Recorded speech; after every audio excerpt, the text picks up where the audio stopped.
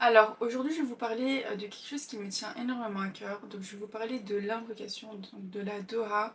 Je vais vous expliquer à quel point elle est importante dans notre religion et du coup pourquoi vous devez absolument invoquer dès que possible. Franchement, je vais pas vous mentir, ça fait littéralement 3 fois que je filme, que je tourne cette vidéo.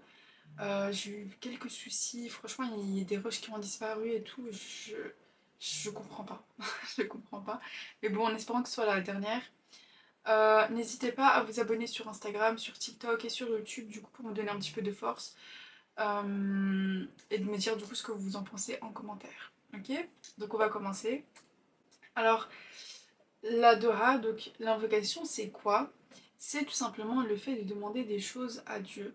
Donc c'est le fait de demander des choses de la vie mondaine, le fait de demander des choses de l'au-delà, et c'est aussi tout ce qui concerne le dhikr. Donc dire, répéter Allahu Akbar, répéter Subhanallah, Alhamdulillah, Astaghfirullah, tout ça, ça entre dans le dhikr donc et dans l'invocation. Ce qu'il faut savoir à propos de l'invocation, c'est que c'est une adoration. Donc quand vous répétez Allahu Akbar, quand vous répétez Astaghfirullah, quand vous demandez à Dieu de vous accorder le paradis, tout ça c'est des adorations. Donc vous êtes récompensé pour ça.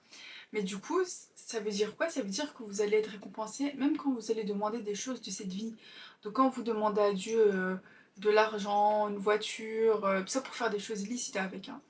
Vous demandez, je sais pas, une descendance pieuse, quand vous demandez un travail, quand vous demandez de réussir vos études, tout ça, c'est des choses qui entrent dans l'adoration. Donc à chaque fois que vous allez demander des choses comme ça, vous allez être récompensé. Donc déjà, à partir de là, normalement, ça doit vous motiver à invoquer dès que possible. Alors dès que vous avez 2 minutes, vous prenez le temps de dire Ya Allah, accorde-moi cette chose. Et ce qu'il faut savoir, c'est que les choses vous sont accordées que si vous avez vraiment foi en Dieu, si vous avez foi en l'exaucement de vos invocations. Donc quand vous demandez quelque chose mais que vous n'êtes pas sûr de ce que vous demandez,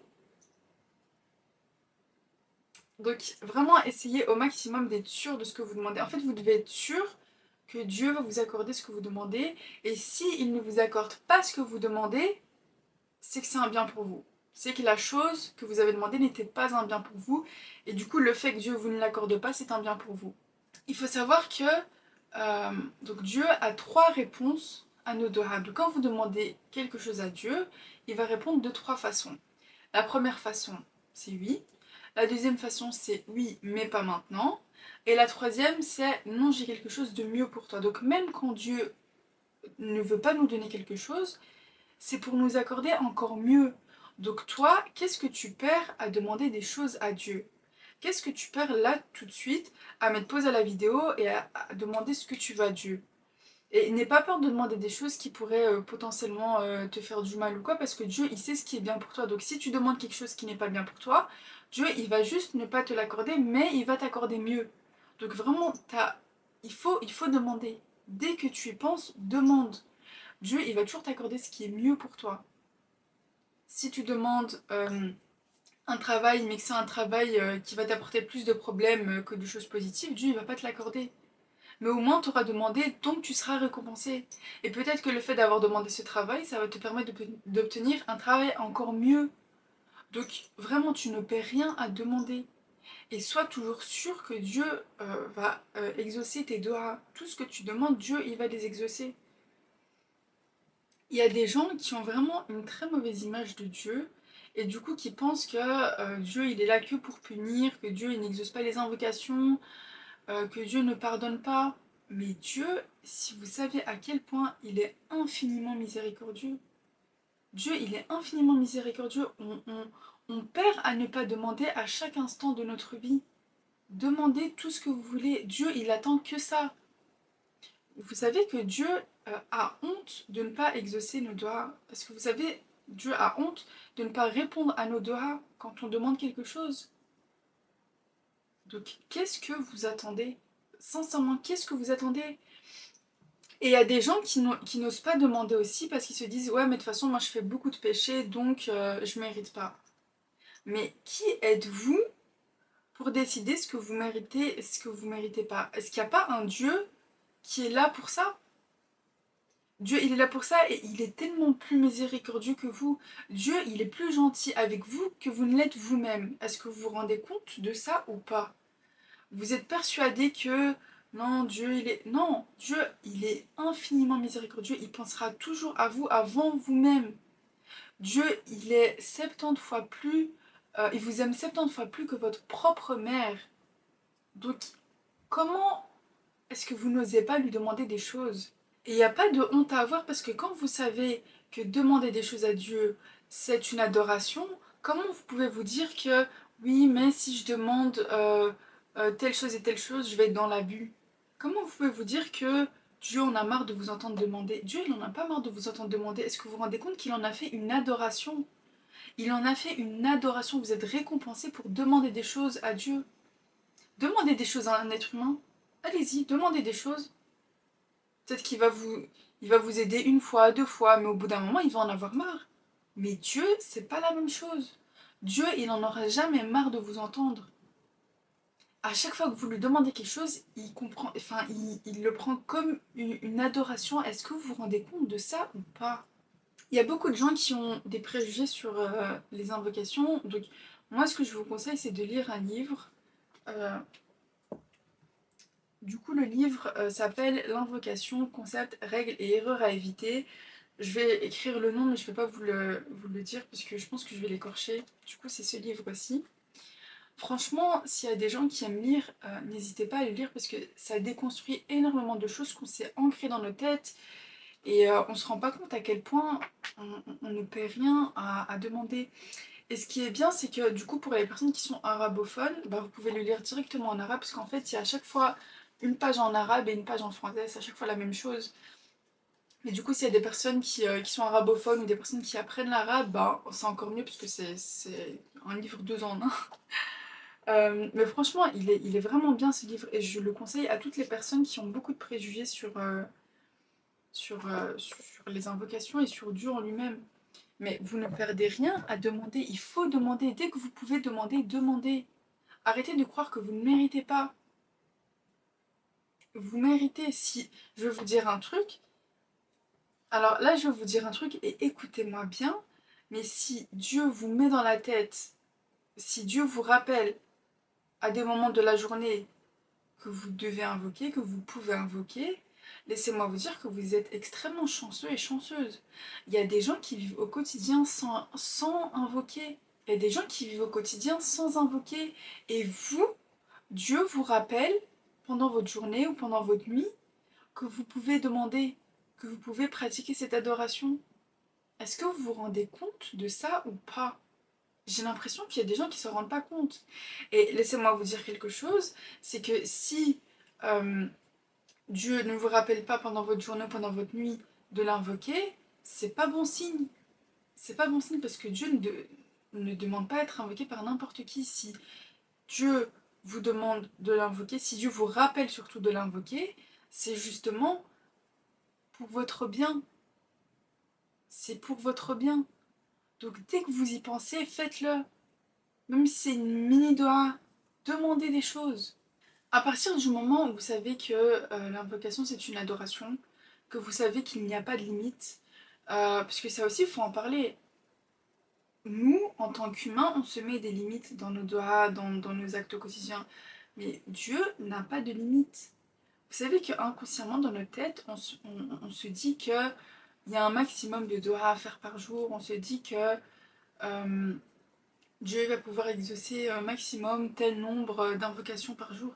Mais est-ce que vous vous rendez compte que Dieu n'a pas de limite? J'ai l'impression que vous ne vous rendez pas compte de ça. Dieu, le Seigneur de l'univers, n'a pas de limite. Donc, demandez autant que vous voulez. Arrêtez de penser que Dieu est limité. Dieu, il n'a pas 10 invocations par jour à exaucer. Non, Dieu, s'il veut exaucer 1 million d'invocations en une heure, il va exaucer 1 million d'invocations en une heure. Mais nous, en tant qu'humains, on se met des limites avec notre cerveau d'humain. Non, demandez. N'oubliez pas que Dieu, il est illimité. Dieu, tout ce qu'il veut, il le fait. On se rend pas compte, je vous jure qu'on ne se rend pas compte. Mais invoquez dès que vous le pouvez. Maintenant, je vais vous dire c'est quoi la meilleure façon de faire une invocation. Donc il y a des moments propices à l'invocation. Je pense notamment quand vous êtes en sujoud, donc quand vous avez le front et le nez du coup sur le sol pendant votre prière, juste après le tahajjud, avant les salutations finales, quand vous, par exemple pendant le ramadan, juste avant de rompre le jeûne, il y a une partie de la journée entre le milieu de la nuit et la salat subh. Il y a plein de moments où l'invocation elle est propice à l'exaucement. Ok. Et comment vous allez faire maintenant votre Dora? Donc, franchement, dès que vous y pensez, faites-le. Il n'y a pas de menthe parfaite, mais moi je vais vous dire, d'après les savants, ce qui est mieux de faire. Les savants, ils te disent quoi? Ils te disent de commencer déjà par faire des salutations sur le prophète Mohammed sallallahu alayhi wa sallam. Donc, quand tu vas faire une invocation, pense toujours d'abord à dire Allahumma salli wa sallam ala Mohammed. Ok, donc ça, c'est la première chose à faire. Pourquoi? Parce que quand tu fais une doha, la doha elle monte et en fait elle arrivera à Dieu que quand tu salueras le prophète Mohammed sallallahu alayhi wa sallam. Donc si tu le fais pas, bah, ta doha elle va rester un petit peu en suspens. Ok, donc c'est pour ça que constamment il est important de faire des salutations sur le prophète Mohammed sallallahu alayhi wa sallam. Ok, donc commence par ça. Donc tu commences par Allahumma salli wa sallam ala Mohammed. Ensuite, ce que tu vas faire, c'est que tu vas demander pardon. Donc tu vas dire, tu vas par exemple ou bien faire une doha pour demander pardon, ou bien tu vas juste dire astaghfirullah, ou bien tu peux même le dire en français, Ya Allah, pardonne-moi. Ok? Tu vas demander pardon, ou bien tu peux faire une invocation. Est-ce que j'en ai en tête là actuellement? Euh, Ce que tu peux par exemple dire, c'est astaghfirullah wa atubu ilayhi. Donc ça, c'est un truc que tu peux dire par exemple. Donc astaghfirullah wa atubu ilayhi. Ya Allah, je te demande pardon, je me repens à toi.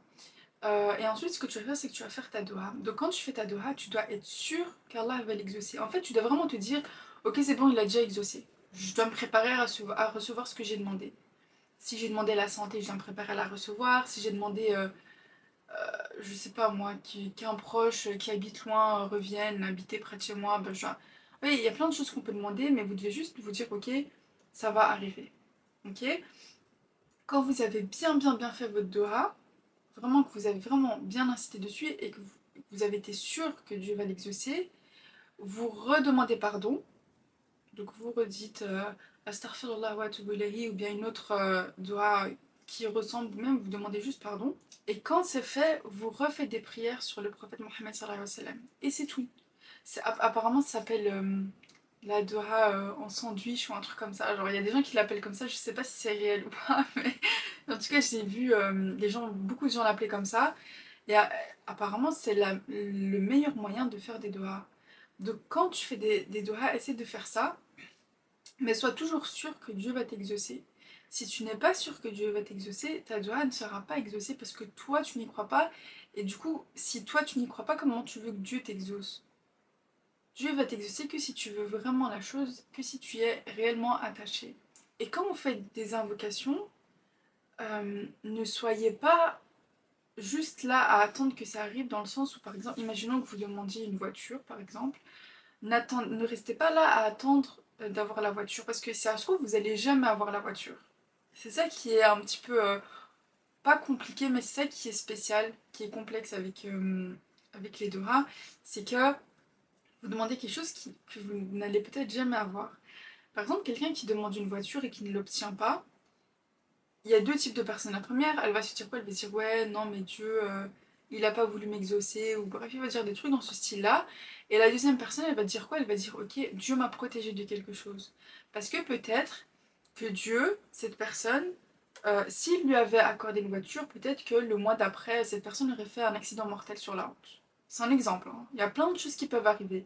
Peut-être que cette personne, elle aurait écraser quelqu'un. Enfin, vous voyez le style de choses qui peut arriver. En fait, on se rend pas compte quand on fait nos invocations que des fois, on peut demander des choses qui sont négatives pour nous. Des fois, on peut demander des choses qui vont juste nous amener à notre perte. Donc, quand on demande quelque chose, il faut être sûr que Dieu va nous exaucer, mais s'il ne nous exauce pas, c'est pas grave parce que Dieu nous accordera toujours mieux pour nous. Si Dieu ne nous accorde pas quelque chose, c'est qu'on mérite mieux, c'est qu'il y a mieux qui nous arrive. Il y a des personnes, ça fait des années qu'elles invoquent pour se marier, et Dieu ne les a pas encore exaucés. Et ces personnes, elles se disent quoi? Elles se disent, ouais, mais Dieu m'a oublié. Mais Dieu ne t'a pas oublié. Parce que pendant que toi, t'es là, t'attends depuis des années, il y a des personnes qui se sont mariées et qui ont divorcé. Donc ces personnes ont subi d'abord la joie d'un mariage et puis ils ont subi la tristesse d'un divorce. Et je dis pas que le divorce, je te dis pas que le fait de se marier et de divorcer, c'est quelque chose de négatif. Ce que je suis en train de te dire, c'est que Dieu va nous accorder ce qui est bon pour nous. Peut-être que toi, si tu t'étais marié et que tu avais divorcé après, tu l'aurais super, super, super mal vécu. Peut-être que tu n'aurais pas pu le vivre. Peut-être que ça aurait été impossible pour toi. Donc, rends-toi compte que des fois, juste, Dieu nous accorde ce qu'il faut. Et surtout qu'il y a des personnes, ça fait des années qu'elles invoquent, mais Dieu sait déjà avec quelle personne ces personnes vont se marier, mais Dieu ne leur accorde pas encore cette personne pour une raison, c'est que par exemple, les personnes qui invoquent, elles sont là, et la personne qu'elles vont recevoir, elle est là. Ok? Donc, pourquoi Dieu va leur accorder quelqu'un qui est au-dessus d'eux? Normalement, ça doit être comme ça. Ok? Bah, tant que ces personnes n'élèveront pas leur être, n'élèveront pas leur personne au niveau de la personne qu'elles méritent, Dieu ne leur accordera pas cette personne. C'est pour ça qu'on vous dit que quand vous faites une doha, continuez à avancer à côté. Je sais pas, vous voulez vous marier, et vous faites tout ce qu'il faut pour et de façon halal et que c'est pas encore arrivé. Ne vous dites pas que Dieu vous a abandonné. Continuez d'évoluer. Dieu vous accordera une personne encore meilleure que vous. Mais si vous êtes tellement persuadé que non, Dieu il vous a abandonné, Dieu il vous a oublié, bah du coup, c'est... je veux pas dire que c'est réellement ce qui va arriver, mais vous trouverez jamais la bonne personne. Parce que à côté de ça, vous n'évoluez pas. Vous ne vous épanouissez pas. Vous restez là et vous êtes triste et vous attendez que ça arrive, mais ça n'arrivera pas tant que vous ne serez pas heureux dans votre vie. Si vous voulez que Dieu vous accorde quelqu'un, il faut déjà que vous soyez complet. Parce qu'on dit généralement, oui, je vais me marier pour compléter la moitié de mon dîn, etc. Mais si la première moitié du dîn, ça va pas, si vous, en tant que personne, ça va pas, si vous n'arrivez pas à être heureux avec vous-même, comment vous voulez qu'une personne soit heureuse avec vous? Et quoi, Dieu va vous accorder quelqu'un qui sera pas heureux avec vous? C'est pas possible, ça va pas. Dieu vous accordera une personne qui sera heureuse avec vous, et vous, vous serez heureux avec la personne. Et pour ça, il faut que les deux soient heureux, que les deux soient épanouis, les deux avancent spirituellement. Parce que sinon, ça ne tiendra pas. Le mariage, il y a beaucoup de gens qui voient ça comme une bénédiction, et c'est une bénédiction, mais c'est aussi beaucoup de sacrifices, et il faut être prêt pour ça. Et il n'y a pas tout le monde qui est prêt. Ça aussi, je pense que je pense que je ferai une vidéo là-dessus, sur le mariage en lui-même et tout, mais je pense pas que je le ferai seule. Je pense que je serai accompagnée de quelques personnes. Mais honnêtement, il y a des gens qui font des dohas depuis des années pour se marier, mais qui n'en sont pas prêtes. Et c'est comme ça pour plein de dohas. Il y a des gens qui font des dohas pour réussir leurs études, mais ils bossent pas. Alors, ils veulent réussir comme ça. Mais non, tu réussiras pas comme ça.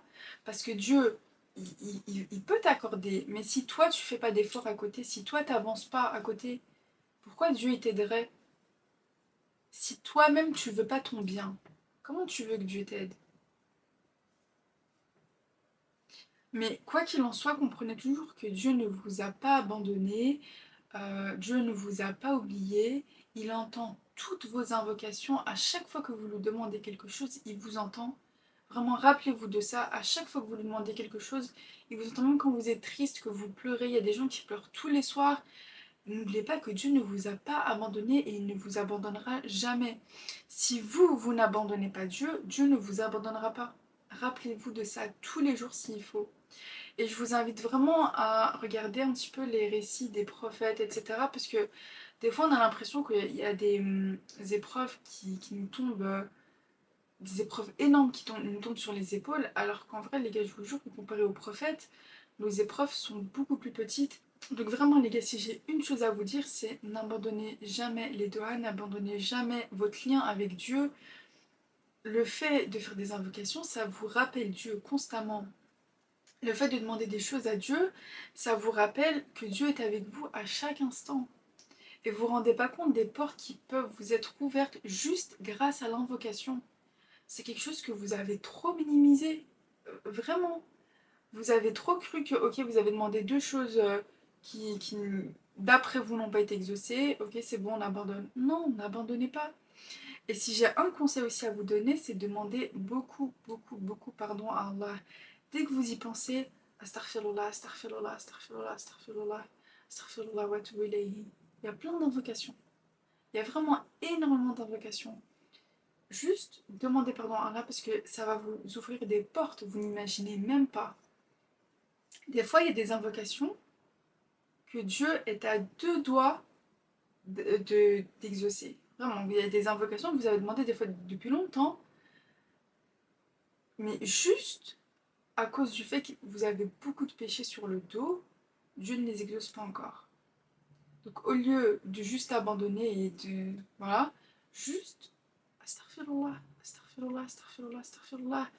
Et je vous jure que les invocations, les gars, vous avez l'impression que c'est un truc de fou, mais quand vous rangez votre chambre, quand vous faites la vaisselle, que vous passez l'aspirateur, que vous pliez vos vêtements, que vous prenez le métro, il y a plein de moments pendant lesquels vous pouvez invoquer. Plein de moments. Et j'écoutais un podcast, en fait je sais plus de qui est le podcast, je confonds entre deux filles, du coup je vais pas donner de nom, mais s'il y en a qui reconnaissent, mettez-le en commentaire. Mais il y avait une fille qui expliquait que sa mère lui avait appris à invoquer beaucoup Dieu. Et en gros, il y a une invocation que sa mère lui avait dit qu'elle pouvait la réciter dehors sans problème, puisqu'en fait, elle n'osait pas trop réciter dehors, étant donné que bah, du coup, les gens la voyaient parler un petit peu toute seule. Du coup, quand t'es dehors, tu fais astaghfirullah, astaghfirullah, astaghfirullah, bah, les gens ils te voient un petit peu parler toute seule. Et elle lui avait expliqué qu'il y a une invocation, enfin, c'est du dhikr qu'elle pouvait faire euh, dehors sans souci parce que les gens ne se rendraient pas compte qu'elle parle toute seule. C'est la parole La ilaha illallah. Parce qu'en fait, quand t'es posé comme ça, essayez, mais quand t'es posé comme ça et tu fais La ilaha illallah, en fait tu bouges pas les lèvres. Et tu peux très bien le faire dehors sans souci. Genre t'es posé comme ça dans le bus ou qu'importe et tu dis doucement, même sans forcément parler, juste le fait de bouger la langue et de le dire. Enfin, moi, ça fait pas du tout naturel, mais je jure, je l'ai déjà fait en rue et les gens se sont pas rendus compte. Mais par exemple, la ilaha illallah, c'est quelque chose que vous pouvez dire dehors sans souci. Et en vrai, si vous avez pas peur du regard des autres, même, bon, Allahu Akbar, je pense que si vous dites ça en Europe, vous risquez de finir en garde à vue. Mais astaghfirullah, astaghfirullah, astaghfirullah. Vous êtes en voiture, astaghfirullah, astaghfirullah. Coupez votre radio et astaghfirullah, astaghfirullah, astaghfirullah. Vraiment, vous vous rendez pas compte des bienfaits que ça va vous apporter. Et je vous jure que rien que mentalement, moi depuis que j'ai commencé à dire astaghfirullah souvent, je vous jure que j'ai vu un changement dans ma vie, rien que mental. Il y a un apaisement qui se pose sur votre cœur, vous savez même pas d'où ça vient. Donc dès que vous y pensez, juste invoquez, faites du dhikr, demandez tout ce que vous voulez à Dieu et n'oubliez pas que Dieu, il n'a pas de limite. Il n'a pas de limite et arrêtez de penser, tant que vous allez lui demander pardon, Allah, il vous pardonnera. Et ça, il le dit lui-même. Tant que ses serviteurs lui demanderont pardon, il vous pardonnera. Qu'importe l'énormité de vos péchés. Vous pouvez faire des péchés de fou malade. Revenez toujours à Dieu. Qu'importe ce que vous faites. Vous écoutez de la musique, vous mentez, vous volez, tout ce que vous... Qu'importe ce que vous faites. Essayez de vous repentir et demandez pardon à Dieu. On fait tous des péchés. Tout musulman, tout être vivant fait des péchés. Mais les meilleurs des serviteurs sont ceux qui se repentent à Dieu, ceux qui reviennent vers Dieu, ceux qui demandent pardon à Dieu. Elle est là la différence. Tous les musulmans pêchent, tous les êtres humains pêchent. Mais les meilleurs des humains, c'est ceux qui demandent pardon à Dieu. Et c'est là que vous allez vous différencier. Et c'est là que vous allez vous ouvrir des portes. Et je vous jure, les gars, par expérience, je vais vous dire un truc, c'est que des fois, Dieu va vous ouvrir des portes que vous n'imaginiez même pas déjà réelles. C'est des portes que vous n'aviez même pas vues. Genre des fois, des choses, tu te dis juste, Subhanallah. Donc arrêtez de douter de Dieu. Dieu, il attend juste de vous exaucer. Le seul frein, c'est vous-même. Donc faites du dhikr, demandez pardon à Dieu, euh, rappelez-vous de lui et invoquez. Donc voilà, c'est déjà la fin de la vidéo. J'espère vraiment, vraiment, vraiment qu'elle vous sera utile. En tout cas, moi j'y tenais énormément. Vraiment, je pense que ce sera l'une de mes vidéos préférées parce que j'avais tellement de choses à dire là-dessus. Euh, mais en tout cas, dites-moi déjà en commentaire si vous invoquez ou pas. Si vous invoquez, dites-moi si vous avez vu un changement dans vos vies. Et si c'est pas le cas, ben dites-moi pourquoi vous n'invoquez pas. N'hésitez pas à me suivre sur Instagram, TikTok et Spotify aussi, parce que du coup les podcasts sont disponibles sur Spotify. Et voilà, du coup on se retrouve bientôt, Inch'Allah. Prenez soin de vous les gars, et surtout invoquez. Bisous.